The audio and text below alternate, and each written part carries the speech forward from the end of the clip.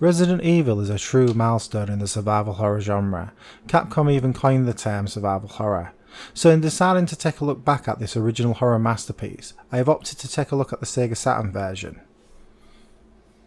It's in a strange place in the Resident Evil timeline. The Sega Saturn version came out after the 1996 original for the PlayStation, but before the 1998 Director's Cut with all the extras. Released in 1997, this game practically is a swan song for the Sega Saturn that was already well on its way out and wasn't really going to receive many more major releases by this point. Incidentally, did you know that the cover is actually supposed to be Richard and not Chris on there? It's reused artwork from the run of Resident Evil Marvel comics that are a prequel to the main game. Who knew?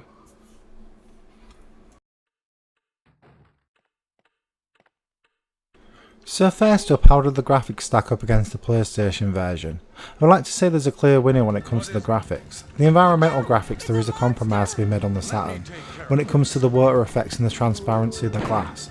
But as far as the pre-rendered backgrounds and the character models go, I would like to say it's entirely objective.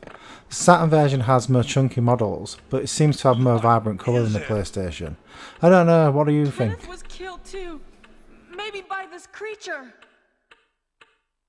Anyway, let's report this to Wesker.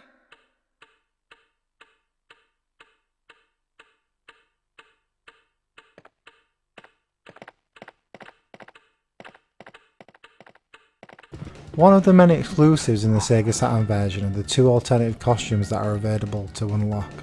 All you need to do is hold L and R on the second controller and press start on the first controller while the intro movie is playing, and you will unlock some shiny new threads.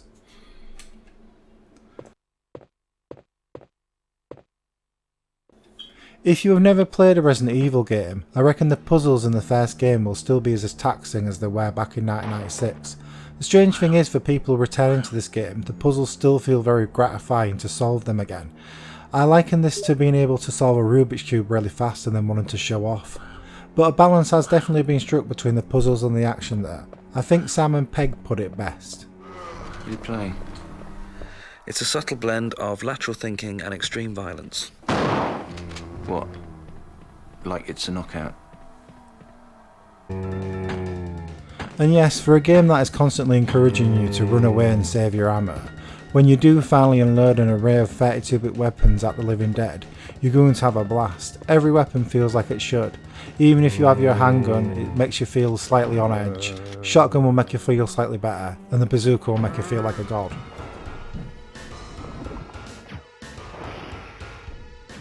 And if you do decide to play the Saturn version, you're going to have a harder time than most other versions of Resident Evil. Auto aim was in the original Japanese version, but taken out of the Western releases of the original one on PlayStation and the Saturn version, with no auto aim to be seen.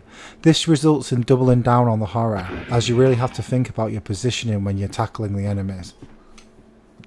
This is a great provocation, the lack of auto aim, for the player on returning to the mansion when the hunters are released. These enemies will mess you up with auto aim on, so on the Saturn version you're pretty much fucked.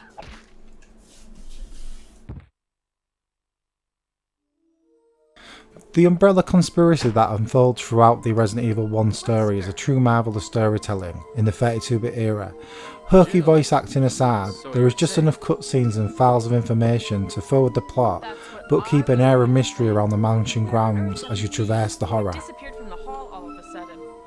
I'm sorry, but I have my reasons. Another Sega Saturn exclusive is the tick enemies in the sewers. These are just as dangerous as the hunters, but look a bit more messed up. Nice little extra there.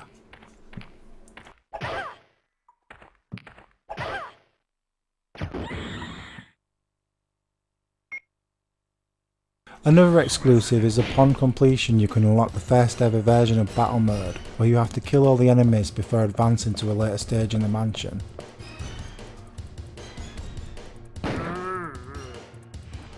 Resident Evil, the original game, is fantastic on any format, but being able to play it on the Sega Saturn just makes the whole thing seem a bit special, proving that Sega's 32-bit box was more than capable of giving Sony a run for its money. It's a shame the Saturn didn't cling on for a few more years. I mean, how cool would it have been to see Resident Evil 2 with the chunky 3D Saturn models? I found Resident Evil on Saturn in the wild in about 2012 for about $6.99. Nowadays it goes for up to £20 on eBay, but if you're into collecting for the Sega Saturn or you're just a Resident Evil nut, then this is a must buy. Thanks for watching, and farewell. And Jill, here's a lockpick. It might be handy if you, the master of unlocking, take it with you. Thanks. Maybe I'll need it.